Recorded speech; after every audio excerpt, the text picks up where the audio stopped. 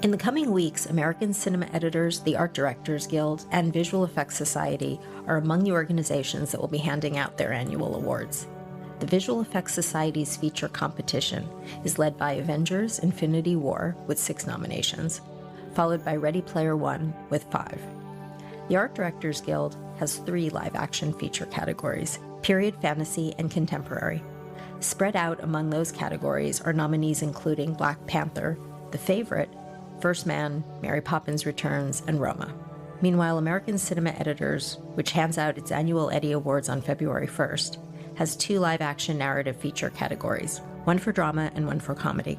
The nominees in the dramatic feature competition are BlacKkKlansman, Bohemian Rhapsody, Roma, A Star is Born, as well as First Man, edited by Tom Cross, our guest on today's podcast.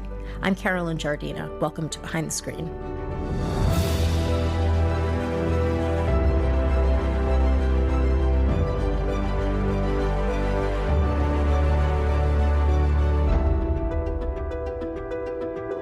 Tom Cross has cut all of Damien Chazelle's movies. He won an Oscar for their collaboration on Whiplash, an Eddie for La La Land, and most recently he edited First Man, which follows the personal story of astronaut Neil Armstrong, who commanded the Apollo 11 mission and on July 20th, 1969, became the first man to set foot on the moon. This year also marks the 50th anniversary of Apollo 11, which became one of the most significant events of the 20th century. So Tom, welcome and thank you for joining us. Thanks for having me. First question really is, did the 50th anniversary of Apollo 11 have special significance to you while you were making the movie? Yeah, it definitely did. I mean, we were eager to kind of celebrate the anniversary, and our hope was that we could kind of get the story right, get all the details right, because we knew there would be an audience. We knew there would be a lot of NASA experts and fans and NASA buffs wanting to celebrate. So I think out of all the movies I worked on with Damien, this was one where we felt the most responsibility in a way to get all those details right, get the family story right too. It was amazing, but also kind of it was another thing in a way I didn't expect. Just having another element, another kind of storytelling element that we had to kind of pay attention to and get right. I mean, Whiplash and La La Land were completely fabricated by Damien. That all just came from his mind. So he just had to just check with himself in a way. But this one, we really had to work closely with Josh Singer, the screenwriter, who in turn had to work closely with technical experts like Frank Hughes from NASA, but also Rick and Mark Armstrong, the sons of Neil and Janet, just to make sure that we got all those stories right. Well, I know NASA worked closely with a lot of you, from production design to visual effects to sound. What was your involvement like? I didn't have any direct involvement except when we reached a certain point with the edit and we had people come in. We had NASA experts come in to watch the film and give us feedback. And in a way, we were already pretty close with a lot of technical details and family details because we had people consulting on the script at the script phase and also on set, so we knew we would have people come in during the editing process. We just didn't have them come in right away because Damien and I really wanted to get the story right. We wanted to get the movie in shape first, story-wise. But then once we did that, we brought in a lot of people. Frank Hughes came in. Mike Collins, the third Apollo 11 astronaut, came in. And also, I know other people were consulted by Josh Singer. Joe Engel, who is the last living pilot to have flown the X-15, which is featured in the beginning of First Man. He was consulted a lot for technical details. But yeah, Frank Hughes, I remember he came in and he told us a lot of great stories about the astronauts. Everything from, testing like the zero gravity toilets to other crazy stories. I mean, he had so many crazy stories. Lovely person.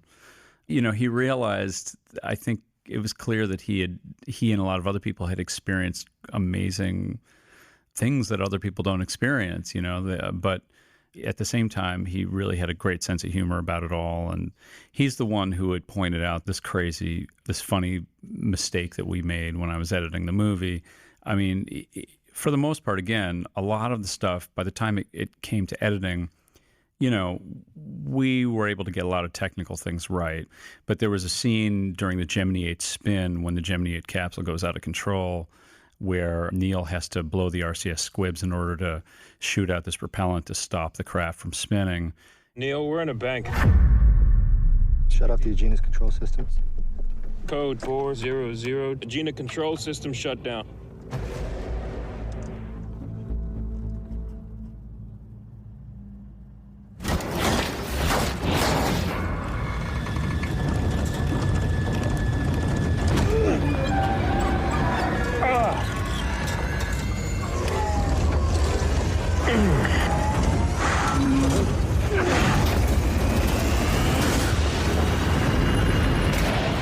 And the way we kind of put it together, we had Ryan Gosling grabbing this stick and, hitting the firing button, and so he could blow these RCS squibs. And Frank Hughes looked at the cut and said, okay, well, all of this feels accurate. This is the way these guys would experience it.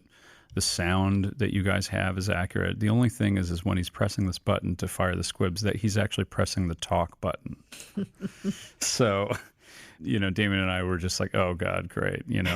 These are the details that we have to look out for, and if we were left our own devices, I can't even imagine how many more details we would screw up. That's the thing that's different from this movie than Damien's other movies. We were not able to cheat certain things, like normally you could cheat, an insert shot of a switch from Gemini 8. You could cheat a Gemini 8 switch for an Apollo 11 switch and vice versa, or take a fuel gauge from the X-15 and, put it in the Gemini 8 capsule. But, in a movie like this, we knew that there would be people who would know the difference. And so we weren't able to do any of that. We really had to, it was a big task for my crew because they really had to get straight all these inserts.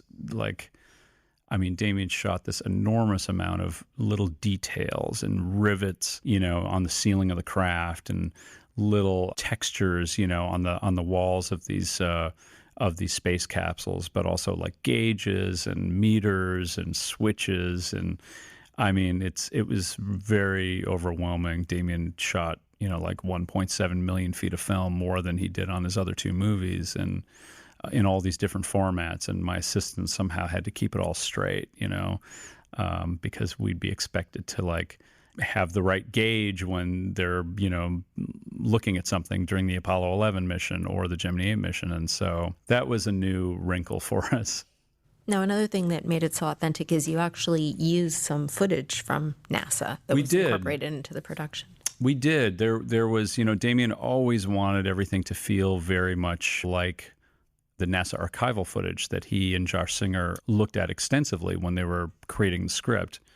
And I think that inspired the sort of gritty cinema verite approach that Damien wanted First Man to have. But yeah, there was archival footage that we started off with when Damien created these animatics for these big action scenes. He would take these storyboards and put them together with certain NASA archival footage to envision these scenes. And those animatics would be kind of these starting points for me for the editing. And then eventually I would replace all the stuff, all the animatic shots with the new footage coming in.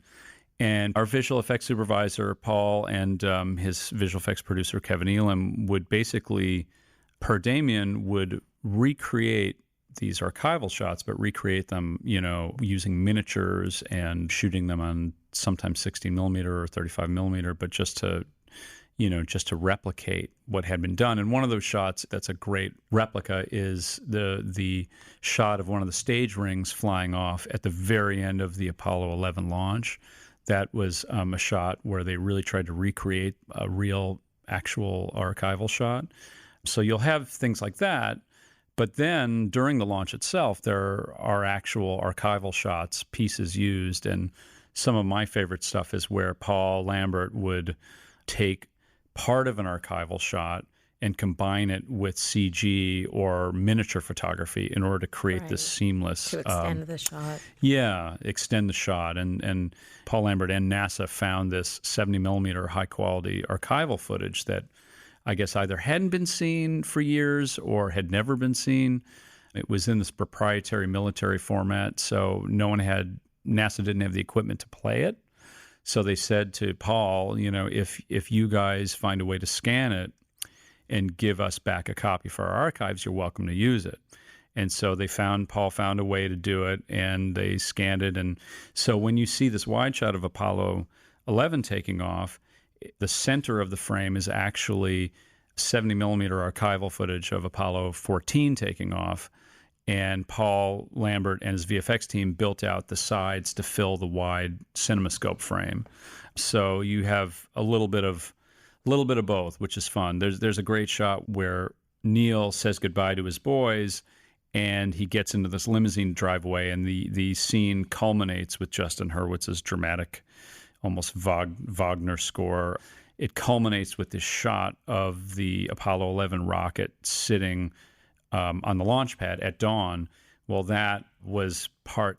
I think the Saturn rocket and the gantry are archival footage, and the rest of it is miniatures, like the floodlights that are lighting it up. I think that's miniature. It's so seamless. Yeah, and that was really important to Damien, to have it be seamless. He really wanted it to all have this verite naturalism feel. I think his nightmare would be having our recreations all of a sudden bump up against an archival shot, where all of a sudden the audience could say, okay, the archival shot's real, but now the other stuff looks fake. So he really pushed Paul and everyone else to really have it feel as much as possible like the archival footage. Now, in the editing, you also wanted to create a documentary feel. Yeah, and again, Damien, I think his first inspiration was this archival footage where he saw a lot of the 16 millimeter footage inside the space capsules, and he really loved the look of that because the archival footage looked really claustrophobic, but it also looked really personal. It felt personal and intimate because a lot of that footage was shot by astronauts themselves. And so a lot of that almost felt like these 60 millimeter diaries by the astronauts. And so that was something he really wanted to try to replicate or try to get the feel of in the movie. So he and Lena Sandgren, the cinematographer Lena Sandgren, they wanted this, real cinema verite approach in the capsules, but also they figured they would do it in the Earthbound home scenes because they thought that would be, Damien really wanted to have you feel like you're a fly on the wall in Neil Armstrong's home. And you can see this in Damien Chazelle's first movie, Guy and Madeline on a Park Bench. That's Damien's first movie, his black and white 16 millimeter cinema verite musical, which is an incredible, incredible film. But Damien has this love of documentary and cinema verite. So, he really encouraged all his department heads to watch movies by Frederick Weissman like High School, and we watched Gimme Shelter by the Maisels, and in particular these great Robert Drew documentaries, Primary and Crisis, where documentary cameramen follow President Kennedy around the Oval Office, follow Bobby Kennedy, Attorney General. And in those documentaries, those cinema verite documentaries from the 60s and 70s, you really feel like you're a fly on the wall, just observing. And that's what he wanted for all of the Earthbound scenes. And in fact, he shot 2 weeks of rehearsal footage with his actors, with Ryan and Claire and the child actors who play their children. And some of that you ended up using in the final film. We used film. A lot of it, actually, yeah. And we had a good idea that we'd use it. We just didn't know how or where. But when we got into the editing of the movie, at some point we felt the need to dive into that footage because we thought, okay, we're getting into this family stuff, this family storylines. Let's review this rehearsal footage. Damien did it to get all the actors kind of comfortable with each other, but they were in fully dressed sets by production designer Nathan Crowley, and they were in full makeup and hair. And so they were usable. And so we dove into those, and we started putting together, and this stuff was completely improvised and unscripted. So it really was kind of like a documentary camera following them around their home. So we really started looking at this stuff and cobbling together all of our favorite little bits and pieces. And some of those scenes that we cobbled together started to replace the scripted scenes in the movie, which was really inspiring and a lot of fun for us. So in Gemini 8, for example, there's a scene of when we intercut what's going on with the Gemini 8 capsule and mission control, and then Janet at home listening on the squawk box. There's a scene where she is, sitting on the bed consoling Rick, who's upset about something. And then later we see Rick sort of whip Janet with this towel, and then she gets mad at him and sort of chases him down the hall. All of that is completely improvised material that we put together, and we replaced scripted stuff that was there before. That stuff was very fun for us to do, but also had its challenges, just going through all that sort of documentary unscripted material. It allowed for certain camera imperfections, rack focus, and messy camera moves and pans. Our cinema verite style kind of allowed for that. So it meant that we could find great performance bits and that we could use them. If the camera caught a great look of Kyle Chandler in Mission Control, we could use that. If we had a great performance bit of Shea Wiggum yelling in Mission Control or something like that, tell the Soviets to go screw or something like that, we could use it because our style allowed for a certain kind of messiness. On La La Land, if there was some messiness, then that would usually mean we wouldn't be able to use it. Sure. So right. Completely different style. Completely different style, very controlled and very clean. Same with Whiplash, even though Whiplash is a scrappier movie, it's still Damien wanted a very clean style. He wanted the cuts to be clean. With First Man, not only did it allow us this great performance stuff, but we found that we could actually use some of these camera imperfections to enhance things dramatically. Like I'm thinking of the press conference scenes and the mission control scenes that follow the Gemini 8 spin. That's a section where Damien wanted it to feel like an attack on Neil Armstrong, and he's sort of inundated and overwhelmed by all these reporters' questions, and they're yelling to grab his attention. Well, we found that verite approach could kind of support that visually. We could actually lean into these weird, messy camera moves and these jarring cuts and things like that. And then when Neil opens the hatch and you go onto the moon, completely different feel from the sound to the picture to the editing. Tell us about that scene. That was right. That was really fun to do. And I had never cut anything in IMAX before, and Damien shot in a real 70 millimeter IMAX. What was really great about that was that the resolution of IMAX, the definition, there's no grain, and you can see every little detail, every thread on the gloves, every little grain of soil. It kind of makes you cut differently. It made us cut differently. It made us want to linger on those shots so you could really study and you could get inside the photography. You could get inside those shots.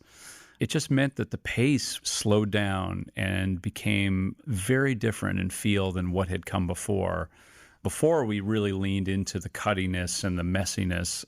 There was something very jagged about how we cut it before. I always, mention how Damien really wanted these cuts instead of La La Land and Whiplash. He wanted these cuts to feel like they were made with a rusty razor blade, But once we got to the moon and once the camera shoots out of that hatch, Damien's kind of Wizard of Oz nod, instead of going from black and white to Technicolor, the camera goes out and we go from 16 millimeter to IMAX, Everything slowed down. And I mean, this is why Damien is such an exciting director for me to work with, because he thinks these things through. And that's kind of what part of his intention was. He wanted the moon to feel like another world. He really wanted it to feel completely different from what had come before. I think doing IMAX and knowing how that would affect the cutting pattern, I think that was his way of pulling the rug out from under the audience to really make that hatch moment a show-stopping moment. And he did that by pulling out the sound too. That's something that was very interesting, doing some of the sound things on the moon, taking the sound out completely where there's literally nothing on the soundtrack. I don't think I've ever worked on a movie where there's nothing. Usually there's a little room tone or something, but there's nothing. The Eagle has landed. Roger, Tranquility. We copy you on the ground.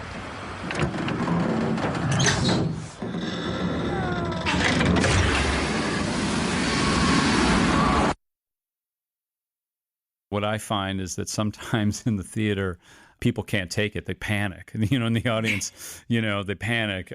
We had a preview screening, and when that moment happened, this woman freaked out and didn't know what was happening, and she started yelling back to, like, the sound, where's the sound, whatever. And another person in the audience yelled back at her and said something to the extent of, there's no sound in space.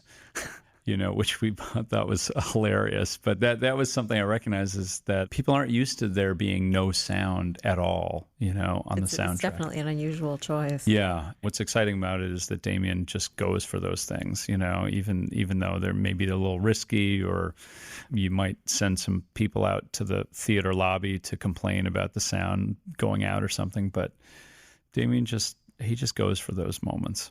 Now, this is your third film with Damien. Yeah. The first one was Whiplash, for which you won an Academy Award. How did the two of you meet, and what do you think it is that makes your collaboration so successful? So we were connected by a producer friend, Cooper Samuelson, who was producing. He was one of the producers with Helen Esterbrook on Whiplash. And Cooper called me up and said, hey, we're trying to get this feature off the ground. For the feature, we have no money. But he said, we're trying to get this feature off the ground by making a little short film first to kind of get the financing. We don't have a lot of money to pay for this short, but would you be interested in doing it? And I said, send me the script. And it was like one of the best scripts I've ever read. I mean, it was I could feel like the subjectivity in the writing. I just felt the anxiety and the nervousness and the panic in the script. And so I said, I love the script. I'd love to meet the writer. And so Damien and I met for lunch, and we found that we just hit it off. We loved a lot of the same movies. And so we worked together on the short, and we had a blast. It was a lot of fun to work on. And we worked through some of the stylistic stuff that would end up being in the feature. And, I think part of why we get along is we both have this love of movies, and we're always speaking in terms of movies. Every film I do with Damien, he always creates a list of reference movies. And the point is never to replicate what's in those reference films. It's always just to get inspired. And so on Whiplash, our big reference was the movie Raging Bull. Damien wanted the rehearsal scenes to feel like the boxing scenes. On La La Land, we reference tons of MGM musicals, Singing in the Rain and It's Always Fair Weather. But we also reference movies like Boogie Nights, for a certain Hollywood scene and a Hollywood feel. In the case of First Man, besides the Frederick Weissman documentaries, Damien also referenced Saving Private Ryan. He wanted the space capsule scenes to feel immersive and visceral, the same way that the battle scenes feel like in Saving Private Ryan. And so, it's very easy for him to mention these things, and then all of a sudden we have this shorthand. So, I guess the other thing is somehow personality-wise we get along. We spend a lot of time laughing about things in the editing room. And I think with the hours we work, it really becomes almost like a marriage. I see Damien more than I see my wife when I'm working on one of his movies. On First Man, we worked anywhere from 12 to 20 hours a day, 6 days a week, sometimes 7 days a week, because we had such an ambitious schedule. So there's something there. I don't know what it is, but definitely at this point, we have like a trust. Again, I think a lot of what makes a good editor is, I think half of it is really the bedside manner.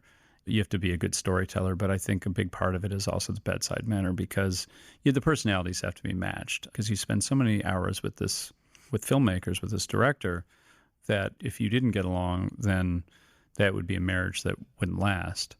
I find it funny that I think a lot of people think of editors as these technicians who work alone in these dark rooms. There's always jokes at the Academy Awards about, okay, now it's time for the editors to go back to their dark rooms and stuff like that. And that is part of it, but the other part of it is very different. We spend all this time with the directors. We're not alone. We're spending how many hours a day? 12 hours a day, 20 hours a day with the filmmaker. And so that's the biggest part that I take away from my work. I love just collaborating with people, and I think that's why I like doing it. I love collaborating with Damien. He's just amazing through and through. Editing is often referred to as the final rewrite. Well, that is, I think that's very true. I think that's, I don't know who said that originally, but I don't think anything has changed since that person said it how many years ago. Certainly on this movie, on First Man, we did more, and Damien knew we would do it. We did more rewriting than we did on La La Land and Whiplash. Damien knew that we'd have to cover certain beats, story beats, and emotional beats, such as Walking on the Moon and the death of his best friend, Ed White. We knew we'd cover a lot of these things, but because he was shooting it in the cinema verite fashion, Damien just tried to gather as much kind of material as possible, just little family moments, little moments with the kids, moments by the pool.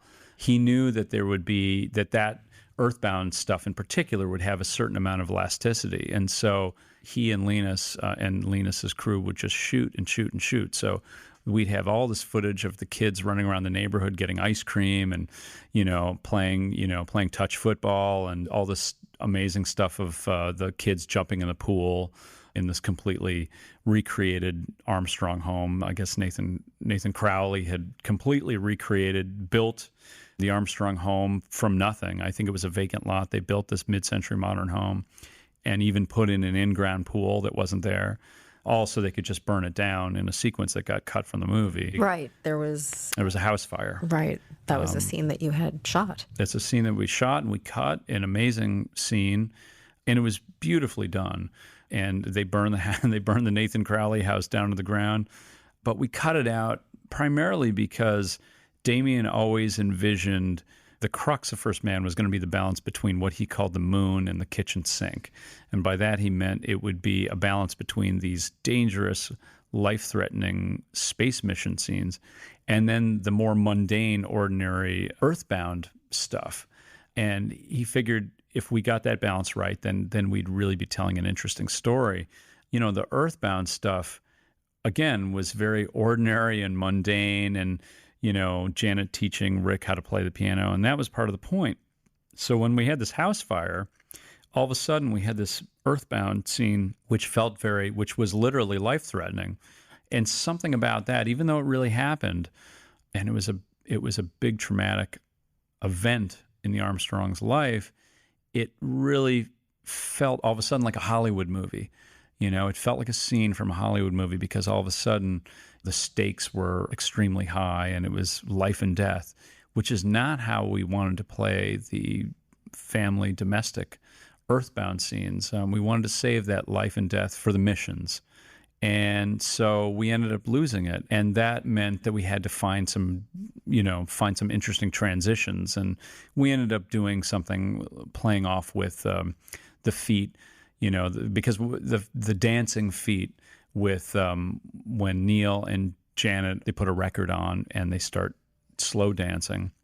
We're able to do this cut to Elliot C.'s wife dancing with one of the kids, and we cut to the kids' feet on top of Elliot C.'s wife's, Marilyn C.'s feet, and so we were able to do this transition from one to the other. But in between there used to be a lot of other scenes, so we kind of had to be ready for anything in a way. In for First Man more so than in the other projects. Tom, tell us a little bit about yourself and how you found the editing business. Well, I was born in Milwaukee. But at a young age, I moved to upstate New York. I moved to Rochester, New York. That's primarily where I grew up. And then I ended up going to film school at SUNY Purchase, just outside of New York. And after graduating, I moved into Brooklyn. And, I found work in the commercial business. I was an assistant editor at a commercial editing company. But I always longed to work on feature films. So my commercial experience was great in that it allowed me to get into the feature business. What happened is I had heard from a friend of a friend that there was this film editor who was in between movies, and he was looking for an experienced commercial assistant editor. And my name came up, and I ended up helping out this editor, and the editor turned out to be Tim Squires, who edits all of Ang Lee's films. Movies. And so I happened to catch him in between movies, and we really hit it off. And of course, I was already a huge fan of Tim Squires' work, all of Ang's movies and other movies. And he took me along with him to his next movie he did. It was happened to be a little indie movie directed by Paul Auster called Lulu on the Bridge. But, he hired me, and that was my first union job as an assistant editor in New York. And my career was kind of off to the races. But in New York, there are only a limited amount of features that are done. And so as a New York person, you end up working in different genres just to pay the bills. And so in New York, I worked in reality TV. I worked in TV promos. I edited fashion videos. I edited industrials.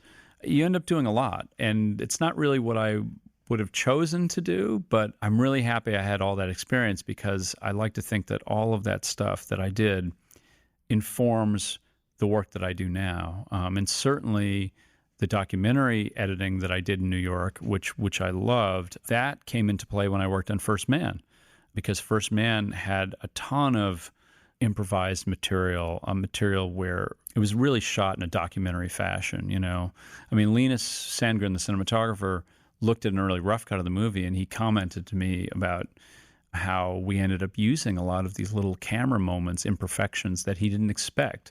He was talking about the rack focuses or anytime there was a weird snap zoom.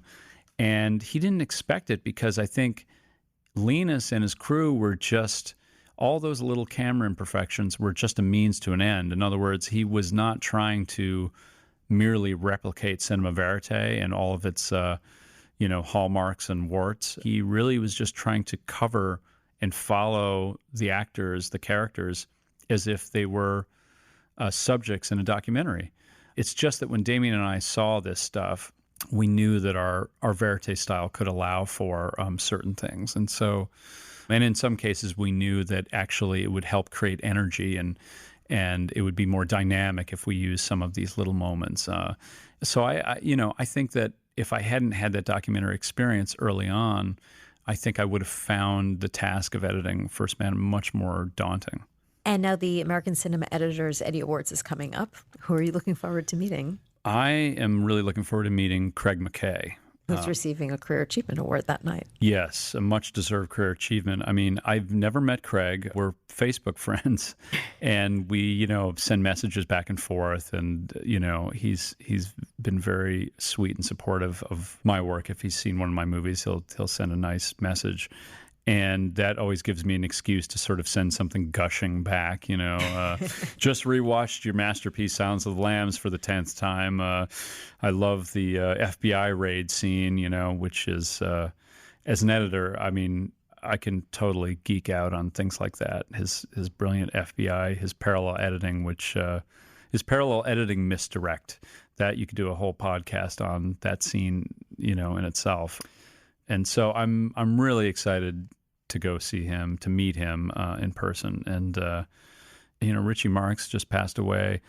There are not a lot of New York-based editors or those editors from that New York scene that are left. A lot of those editors, Jerry Greenberg and D.D. Allen and right. Richie, and certainly Alan, thank goodness Alan Heim is still amazing and still leading the charge. But, I completely idolize all those editors. Those are editors who I really wanted to meet. And, at the time I wanted to work for, I wanted to learn from the masters. That was one of my goals when I was an assistant editor. And, I ended up kind of finding my own masters and people like Tim Squires and who I learned from. But I was so inspired by the work of a lot of those editors who originally came from New York, like Richie Marx, like Craig McKay.